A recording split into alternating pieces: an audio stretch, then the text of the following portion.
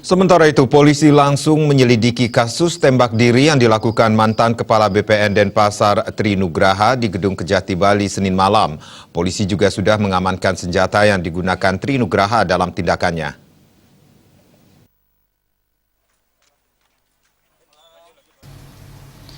Proses penyidikan aksi tembak diri mantan Kepala BPN Denpasar Tri Nugraha langsung dilakukan Direktorat Reserse Kriminal Umum Polda Bali.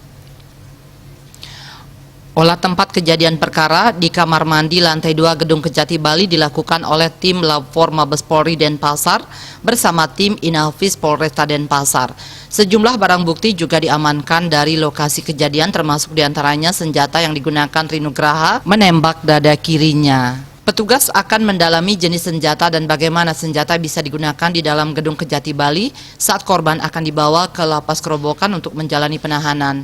Senjata tersebut berisikan 6 peluru, yakni 1 butir bersarang di tubuh korban dan 5 butir lainnya masih di senjata yang digunakan. Sejumlah saksi juga diperiksa, diantaranya kuasa hukum korban yang sempat diminta mengambilkan barang bawaan korban di loker lobi Kejati. Sementara masih kita lakukan penyelidikan untuk mencari bukti-bukti atau penyebab kematiannya, ya, memastikan jenis senjatanya, bukti kepemilikan senjata, dan prosedur penerimaan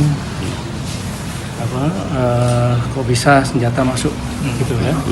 Kita akan cek semuanya, makanya kita kumpulkan bukti-bukti, mencari saksi. Sementara itu kemudian akan dilakukan otopsi terhadap jenazahnya, ya. Tri Nugraha yang terjerat kasus gratifikasi dan tindak pidana pencucian uang mengakhiri hidupnya di kamar mandi Gedung Kejati Bali. Tindakan nekat tersebut dilakukan sesaat korban akan menjalani penahanan di lapas Kerobokan. Sebelum digelandang keluar gedung, korban minta izin ke kamar mandi. Tidak lama terdengar suara letusan dan korban terkapar di lantai kamar mandi. Raiswantara, Bali TV.